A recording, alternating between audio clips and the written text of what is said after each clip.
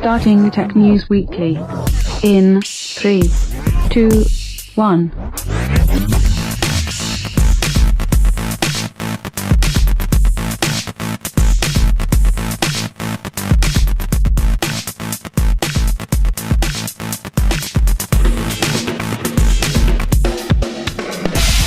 Hey everybody, welcome to Tech News Weekly. I'm your host, Andrew Zarian. Of course, I'm joined by John Bubb. How you doing, John?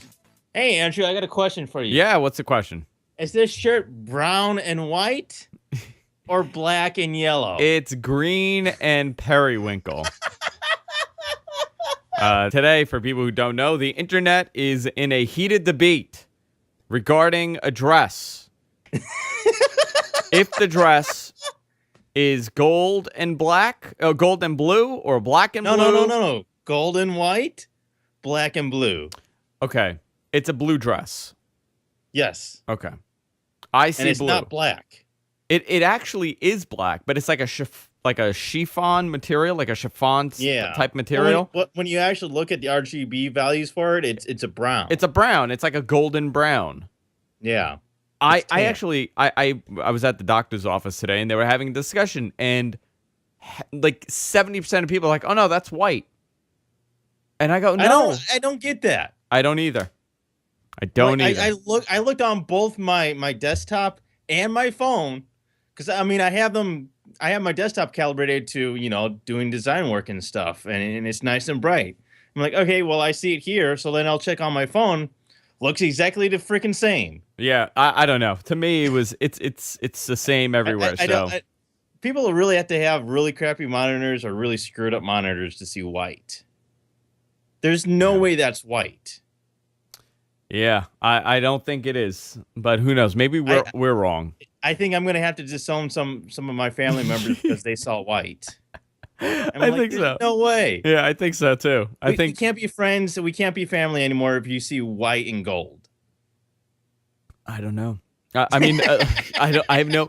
It's actually astonishing to me, and I guess people see color a little differently than others. So some people see white, they don't see the blue, and other people see black, and other people see gold. There were a couple articles on all the scientific crap as to how people see colors differently, and apparently that's just a spectrum at where things kind of really differ between people. And I'm like, yeah, whatever. If you're not seeing blue and black or blue and brown, you're wrong. Yes.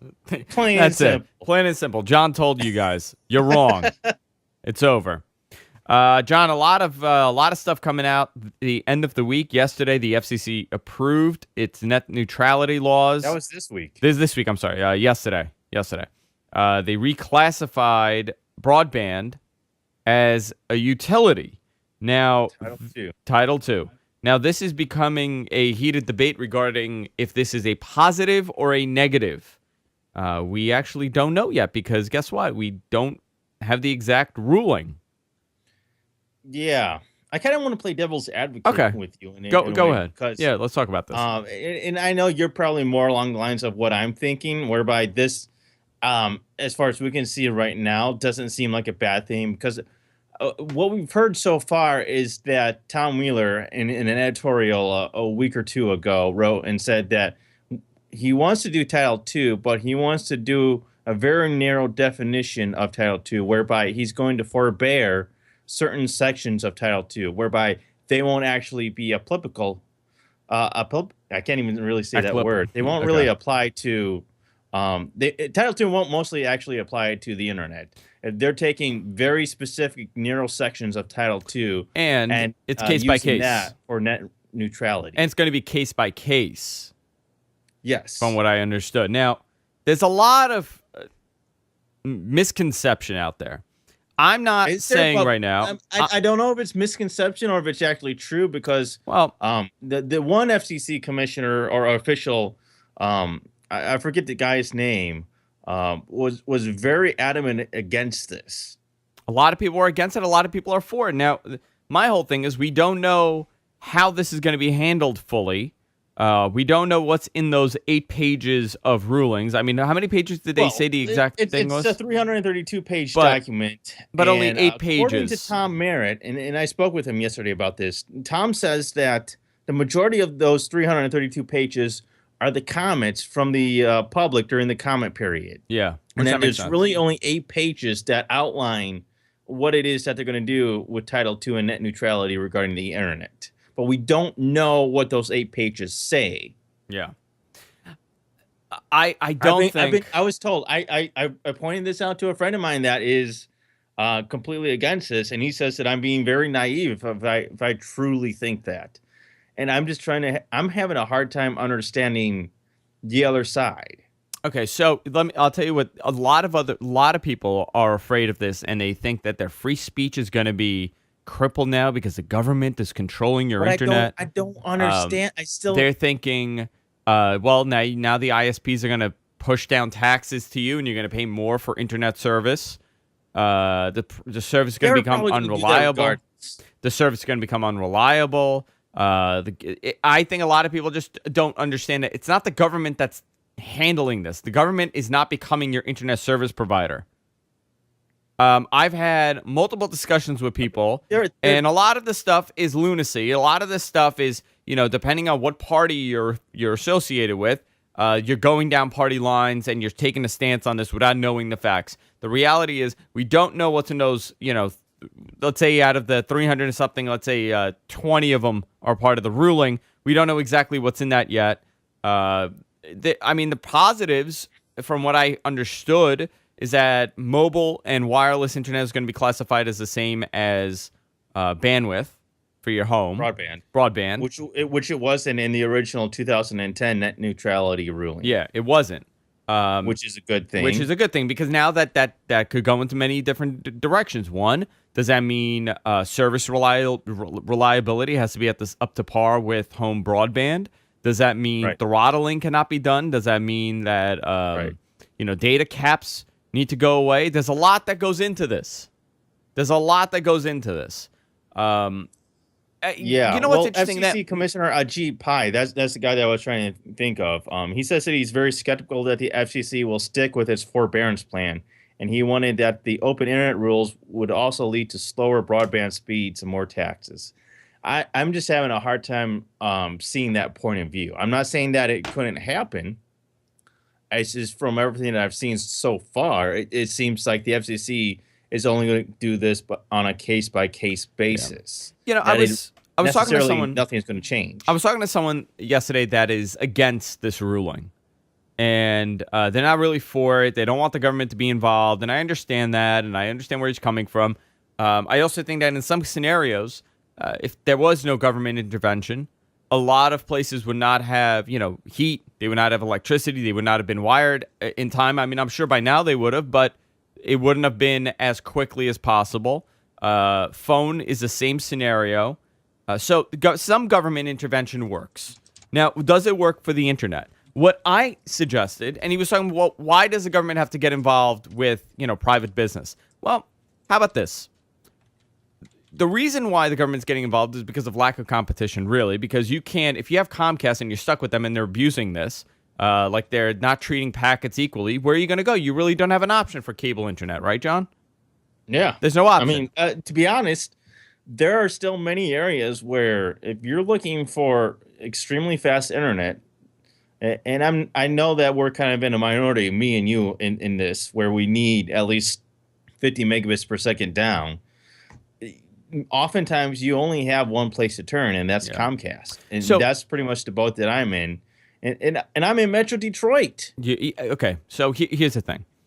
Rural areas would not have gotten connected as quickly as they did if there was no government intervention. That's what I truly believe. Now, I'm more of a libertarian. I don't consider myself a Democrat. I don't consider myself a Republican. I am whatever I think makes sense for that scenario. I don't follow party lines. So I don't, the whole concept of people just following the party line when it comes to this makes no sense to me. The other side is, well, why is there a lack of competition? There's a lack of competition because someone like Time Warner Cable goes into New York City, and they're one of the first ones to go in there, and they go, listen, we're going to pay this much money, and you guys are going to get some sort of back-end deal if you don't allow anybody else to come in. So the municipalities, the cities, no longer allow competition to be driven. I think the FCC would have been far better off saying, no, wait a minute, you cannot do that. You need to allow competition to come in. You need to allow there to be more than one internet service provider when it comes to cable. So Comcast and Time Warner and RCN and all the other ones start competing in the same area. You can't have a one-way street with one person going up that road and saying, well, this is it. This is what we're doing. We only had Time Warner Cable in New York City when it came to cable providers. Yeah, sure, you could get DSL. You could get, satellite. That's all under Title II. It's all under Title II. Yeah, you could get Title II stuff. Yeah. But you can't get cable. Now, FiOS is an anomaly here because FiOS came in and was allowed in. Why? Because the municipalities, because they paid a lot of money to New York City, and New York City allowed them to come in. This is the exact argument that Google is making this week. Even one of their guys, who was it? Their VP Access Services, Milo Meaden, I'm not sure how to say his last name, said at a Washington D.C. conference, "If you make it easy, we will come. If you make it hard, enjoy your Time Warner cable." Yeah, I mean, and this all stems from the fact that they're having difficulties actually getting rights of way. Actually figuring out what poles and utilities they can that exist that they can use, or where they can actually put things. Now that's the big issue that they have with Google Fiber. We have the technology. We can do Google Fiber. We can do fiber internet. The biggest hurdle is the permits and where you can place your lines, what's existing already, and can you use what's already existing to place your lines. Yeah. And that's a problem. That's why it is so difficult to get more competition. It's not necessarily the speed of the internet and a lot of the net neutrality type of stuff. It's the big issue is competition. It really is. Yeah, and guess what? The ISPs also have these soft handshake agreements where they say, listen, I'm not going to go in your territory and you don't come in mine. And they go based on that. I mean, look what happened guys, do we forget what happened a couple years ago with Verizon, Time Warner, and Comcast? What they did? Verizon Fios was coming into all these cities and towns. So they knew that it was going to be expensive to run the infrastructure. They really don't care for that. So instead what they did with both Comcast and Time Warner, they did a handshake agreement saying, listen, we're not going to go in your towns, but in return, give us spectrum. So the expansion within a competitive market totally ended because they all made an agreement not to compete with each other. Mm-hmm. I mean, that happened. That happened a couple years ago. So, yeah, competition is great and a free market, an open market. The government should not be involved with telling me, how to run my business. I understand that, but this is what makes net neutrality so complex is that you have so many separate parts of net neutrality. You actually have the internet part of it, but you also have the competition side and the actual physical network of things. So the other thing was part of this ruling was that states cannot forbid municipalities from becoming their own ISPs. Yeah, states can't do that. States cannot forbid it. Like there I think 19 states, and they have to be allowed to expand beyond their municipality. So let's say Bayside has their own municipal internet, and if they wanted to expand with another nearby city, currently they weren't able to do that. They weren't able to do that. Now, I think that's great. under these new Title II definitions, specifically in these 8 pages, they're going to be able to allow to do that. I mean, the whole argument about how free speech is going to be dead and they're going to control how much bandwidth you're using, that is exactly what they are going against with this bill. And if you think that this is going to affect your free speech in any way, you're an idiot. I really think you're a dummy. Tell us how you really feel, If you honestly feel that this is going to impact your day-to-day free speech on the internet, this has nothing to do with it. They're just, for the most part, they're reclassifying broadband internet to fall under Title II. So it allows them more. It allows the government to say, no, you can and can't do this. I mean, this is my problem is that FCC Commissioner Ajit Pai that's against this FCC document. I just don't see his argument. Listen, this may be a bad thing. I don't understand what he hasn't really laid out how these rules whatever the rules are, because we still don't know exactly what they are. We don't is going know. to lead slower broadband speeds and more taxes. He really has not explained that to me. And this is what I'm telling people. We don't know yet. So let's not get let's not jump to a conclusion yet for either side. We don't know exactly what's going to happen. We know some of it, and the stuff that I've heard, I kind of like. I kind of like the fact that the municipalities I'm sort of neutral on this, in the sense where I'm neutral, but I lean towards the positive side. Yeah, listen, because me too. The ideas of the government saying that states cannot restrict municipalities from expanding their municipal internet is a good idea, in my opinion. I mean, granted, I'm not saying that government and municipalities are great at doing these sort of things. I'm sure private companies are much better at it, but to have states restrict that because Comcast says that we don't want this because they've lobbied the local government, I think that's absolutely wrong. I think if municipalities want to expand and create their own municipal internet, they should be allowed to. Whether they do that well or not, that's a whole different horse, you know? Someone in the chat goes, just tweet something positive about ISIS and you'll see how your free speech is. Well, listen, there's a difference between free speech and being able to say what I want and express my opinions. Nobody is not allowing you to say that. Nobody is going to you on the internet and saying you are going to be punished for expressing your opinions. If something that I'm saying is offensive, I'm going to be yelled at. That's fine. That's your right to yell at me, and it's my right to say something stupid. But you're not going to get a knock on the door saying, John, you said that you were you're very unhappy with your country right now. You're going to jail.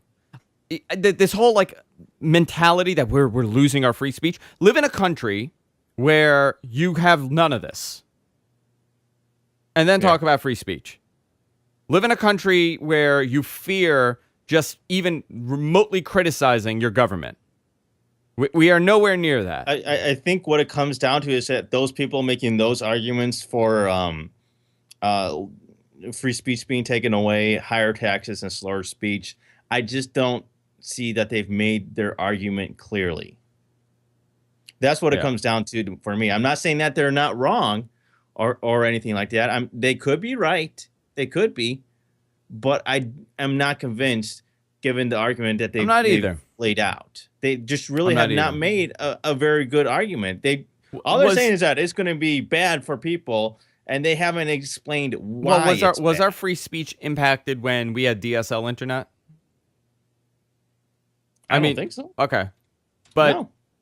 But again, in the chat room, GFKViewer83461 is saying you could end up on a no-fly list. Well, you're saying something stupid if you're saying something positive about a terrorist group that's attacking hundreds and tens of thousands of people worldwide, and it's not the same. It's not the same comparison.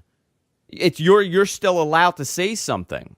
You're still allowed to go online on the internet and say what you want. Now, if you end up on a no-fly list, that was your own doing. It's not the same thing at all. You can't even compare the two. If you're being an idiot and that's one thing. If you're criticizing a company or a business or your local government or your federal government with a statement that makes sense, you're not going to be punished. If I go on the internet and say, you know what, I'm really disappointed with my government and the way that my government is going, the way that my country's going, I'm not going to get a knock at the door by the federales taking me away. That's not happening. At least not yet. I kind of want to see that happen now. There's a difference between... People have a misconception of what free speech is. You can't go in the street and start yelling and screaming, and when you suffer the consequences of what you're doing, you start screaming about how your free speech is being taken away. All I'm saying is that nobody is wrong or right. No, we don't know yet. We don't know. That's the whole thing. They could be right, but my whole point with what they're saying is that they haven't explained clearly why that's their argument, why it's going to eliminate free speech, why it's going to raise taxes on It may raise the internet, no. why Listen, it's going to slow I down don't. the internet. Now, I don't think They've simply said it's going to slow down the internet, it's going to raise taxes, and it's going to eliminate free speech. I don't see how it's going to said why any of that's going to happen. Well, listen, let me just say this. I do think that we are going to see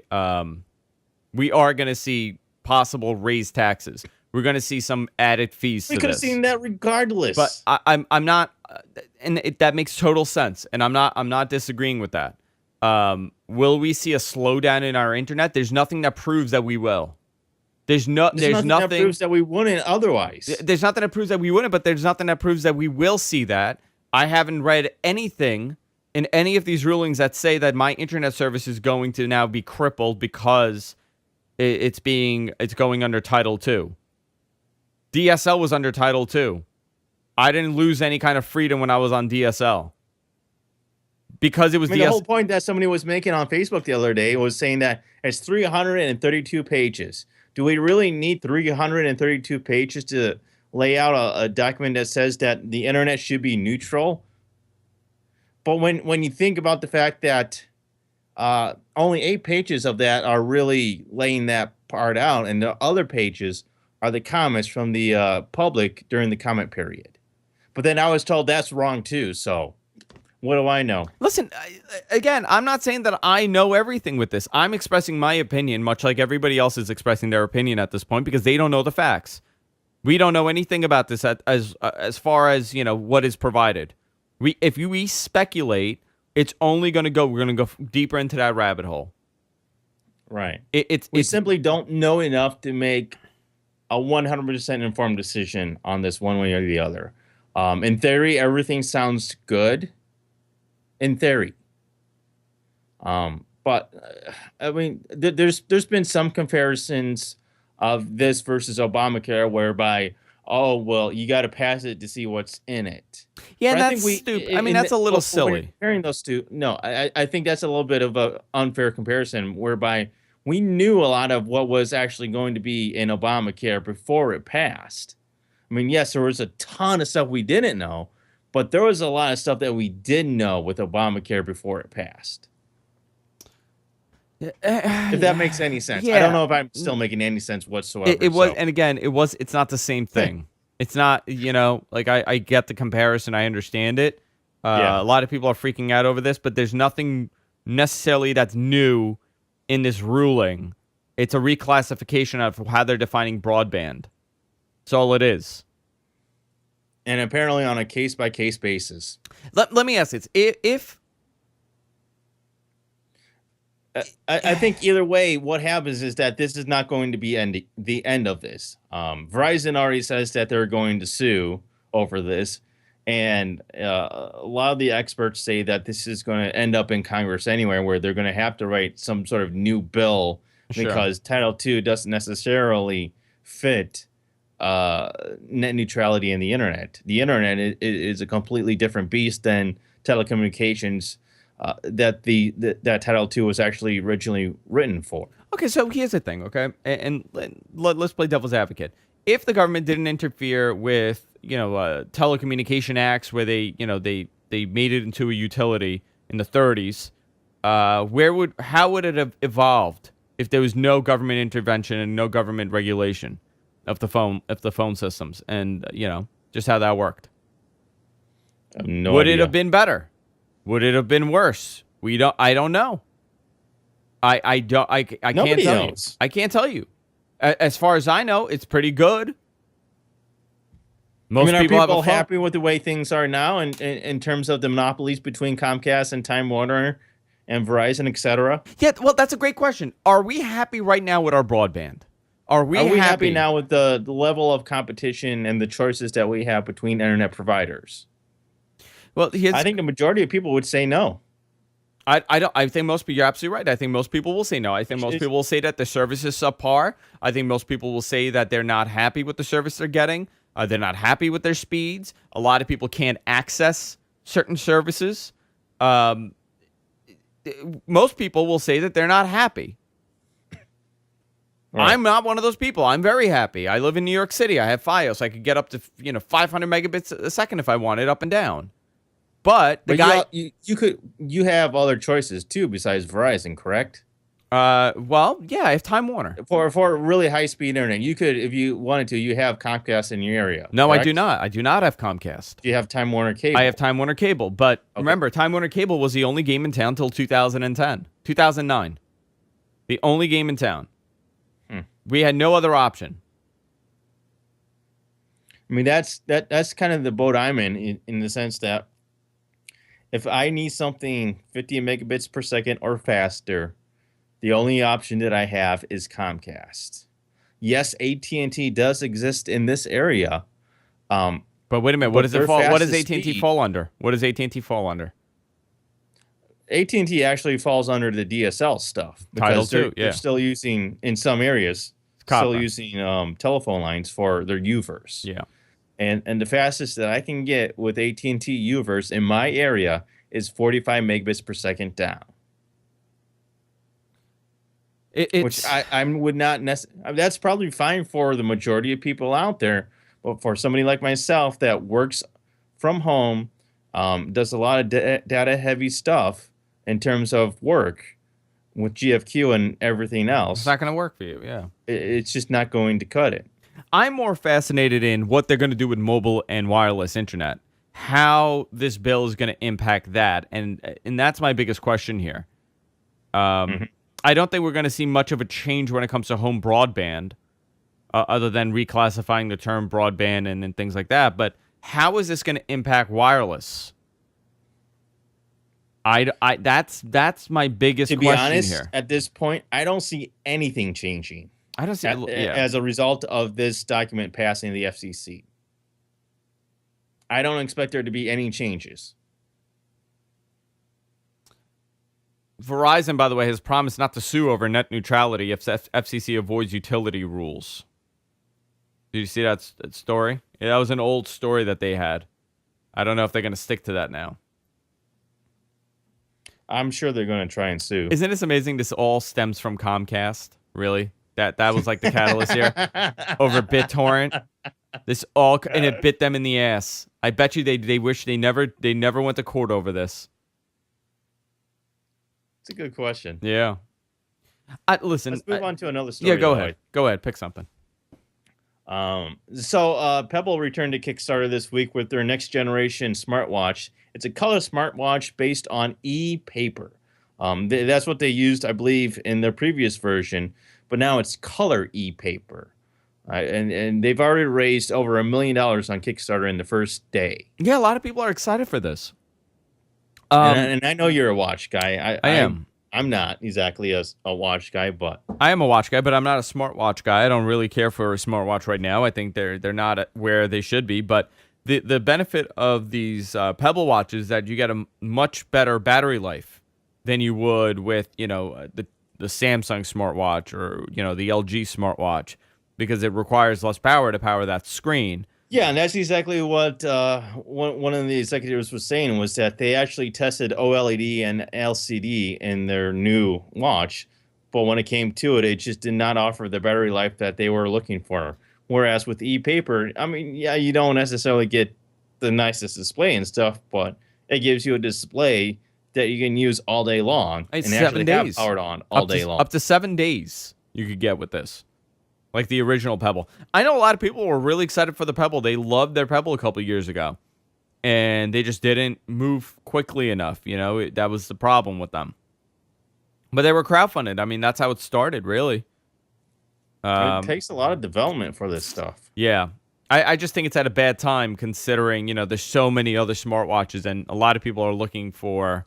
And you have a new one coming out in a couple of months. Apple actually says that they're scheduling a March 9th event ahead of their smartwatch debut.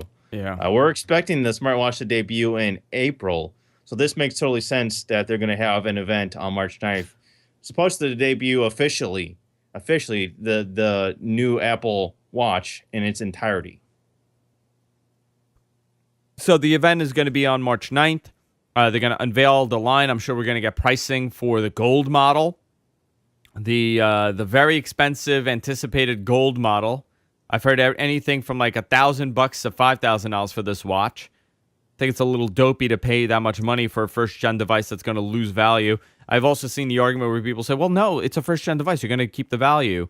No, you're not, because that's not how it works. Technology is not jewelry. You're not going to be able to Technology is not jewelry. Thing. You can't compare this to a Rolex. In 30 years, do you think you're going to be able to run this device, this watch? No.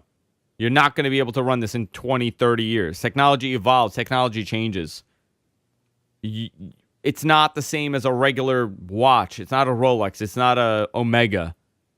It's not a Bulova. This is a piece of technology that you put on your wrist. I think they're going to sell a tremendous amount of them. The entry level one, the $399 or whatever it is, they're going to sell a ton of these things. I would not get one because it's a first gen device, and I'm waiting. I'm actually skeptical about the Apple Watch because we've seen articles saying that they stripped back a lot of features in order to make this work, and then this week we're seeing that they want the watch to actually replace a whole host of things. They wanted to replace your key fob for your keys. They wanted to replace a whole bunch of things. They want this to be as successful, if not more successful, than the original iPhone. I don't think that's gonna be a reality. That's the expectation that they're setting up for the Apple Watch. I mean, I guess that's a reality, right? They want this to be as revolutionary as the original iPhone was. You know how that was going to be revolutionary? I just don't see that happening. You know how it would have been revolutionary? We got all those, those sketches we saw online for years, where it was like a cuff. It was like this transparent cuff, the space-aged material. That's how you would have sold tens and millions and millions. Listen, I'm sure they're going to sell millions of this thing, and I'm sure it's going to be the most successful smartwatch on the market. I personally don't think they're going to get the anticipation. It's not going to be as highly anticipated as the iPhone was or the iPad was. No. I think this is a very niche market. I think you're already setting yourself up with a much smaller market to begin with than you would with a phone. A phone can appeal to practically anybody, but a watch. There are people that have absolutely no desire for a watch. To wear a watch these days, let alone a smartwatch. I mean, the bigger Apple story, I think, was that Apple has 200 workers on a car that could launch by 2020. This is according to Bloomberg, by the way. According to Bloomberg, it's more knowledge about the Titan electric vehicle project supposedly underway in Cupertino. According to the report, the team is up to 200 people, with experts on batteries and robotic technology joining recently. While A123 and Tesla may have an idea where some of the battery experts came from, even this rumor. So essentially, they want to get into the car business. They want to create an electric car. Google's coming up with the same thing. They're coming up with a self-driving vehicle. I think this is really interesting for Apple to do this. I find this story to be complete BS. You don't think it's a positive? You don't think it's a reality? I think they do have people working on it. They might have a few people working on it, but I don't think it's something that's viable. I mean, not even in 5 years, I don't think this is necessarily viable. Yeah, I mean, listen, they don't know. That's what it sounds like they want to do. They want to create these products that live up to the original debut of the iPhone. That's what they want to do. They want to create the revolutionary stuff that was behind the original iPhone. The way that the original iPhone was so revolutionary compared to everything else. I don't know that they can necessarily duplicate that success ever again. I think they can. I definitely think they can. It's a once in a lifetime type of thing. Well, you also have to remember a lot of the designs that Apple had. Let's talk about the MacBook Pro. The MacBook Pro, like a 2011, 2010 MacBook Pro. It's a beautiful machine. It's obviously you can get the specs everywhere else, but people buy it because it's a very attractive machine. It's nice components. It just feels good, and that's why you pay the premium. You can get that with any PC manufacturer at this point. Every single PC manufacturer has their MacBook style higher end computer, higher end laptop. When the iPhone came out, there was nothing like it. There was nothing like the design. Again, feature wise, there were people doing this stuff. I mean, remember, there was a whole copy and paste issue. It was the first iPhone was not really anything that was amazing. It was just a nice looking phone, so people bought it and they got it right, for the next one. The iPad is an exception. The thing was there was nobody else doing it. Now, for every product that Apple has, there's 20 other companies doing the exact same thing. Sure. So, I don't think we're going to get this, oh my God, look at this device type thing, because they've done everything that they can. They've reached the plateau. I guess they plateau when it comes to technology and I guess being ahead. I would agree with that. When it comes to design. Everybody Yes. is now capable of putting out their design. People understand how it works. Listen, I don't know. Is Apple going to be the first that creates a futuristic watch that people want to buy? I don't know. It's possible. You even look at the fact that this whole Apple CarPlay business hasn't taken off whatsoever. I think it was Toyota this week announced and said that they're actually not really looking into doing anything with CarPlay in the near future. Even though that they said that they were, but they're really not anymore. So CarPlay at this point is all but dead. I haven't seen in any 2015 vehicles that have come out already. And that's a little disappointing because they were supposed to be in the 2015 models and there's nothing. Infinity has put a delay on this. I mean, everybody's put a delay on this. Part of that is due to the fact that these manufacturers are just so slow to adopt and do this stuff. But that's one of the reasons why I say all this stuff is just more than 5 years away. Yeah, no, I agree with you. It's definitely more than 5 years away. I mean, just the way that things work out, it takes time. I don't think Apple with an excellent idea. I would love the fact that I could walk into a car and have my display for my phone automatically show up on the navigational display in my car. I think a lot of people like that. I think the problem here is it's the automotive industry. And they're very slow. Totally. They're very slow. It's not the tech business. It's the automotive business. So they're very slow to kind of adapt new technologies. And it has to work regardless of what device you have, whether it's Windows Phone, Android, or iOS. I'll tell you something. John, I had a 2009 Infinity. And guess what? It didn't have Bluetooth music streaming. It's pathetic. In a 2009. The displays are awful. I mean, I have a 2012 now, and it has it. Yeah, and you know what? You got to pay $150 to go download a new map every year. To be honest, my parents have a Toyota Prius, and they don't use the navigation in it because it sucks. The maps are just horrible. What do they use? Google Maps or Apple Maps? They use either one, whichever one they get to on their phone. MapQuest. They're printing it out. It's far superior to what you get in your in-dash navigation. Yeah, it's we have to really think about how this works. We all want these new things. We all want everything to work seamlessly. The we want the greatest. Technology to do this does exist, to a degree at least. It's just that the manufacturers of cars are so behind on this stuff. They've always been behind, and they always will be. I mean, that's just how it is. And even as it is, they don't do a very good job of incorporating technology that does exist. And that's what's really sad, is that even the technology that you see in cars today is really crappy. Yeah. So, John, before we wrap up, just a little quick note. Leonard Nimoy from Star Trek, if you don't know him, he has passed away at age... Spock. He has passed away at 83 years old. Yesterday, he was admitted to the hospital for, I'm not too sure what reason.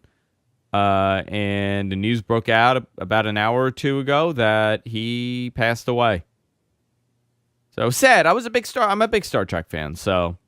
Oh, obviously. Never liked Star Wars. I was never a Star Wars fan, sadly. My father's a huge Star Wars fan.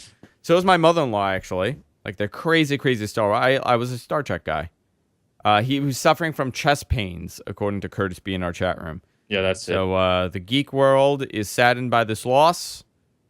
It's just sad, when you hear about that. But he lived a long life, so rest in peace to the best first officer ever. So live long and prosper. Live long and prosper. All right, guys, let's wrap it up for today. Go to our website, gfknetwork.com. If you've missed any portion of the show, you can catch it archived there. Of course, we're on iTunes, wherever our podcasts are available. You can follow John on Twitter at Suncast. You can follow me on Twitter at Andrew Zarian. You can follow GFQ Network at GFQ By the way, Network. guys, I have a Spotify playlist. Yes. I've tweeted it out on GFQ Network. If you want to, you can follow my playlist on Spotify. So I started working on a playlist last night. Oh, did you? I did. Fantastic. Yeah, I did. So I'm going to be adding my playlist here. We're just doing something fun, and we're just sharing our playlists. Let's see who else we could get to do that. All right, that's it for this week, guys. See you all later. Take care.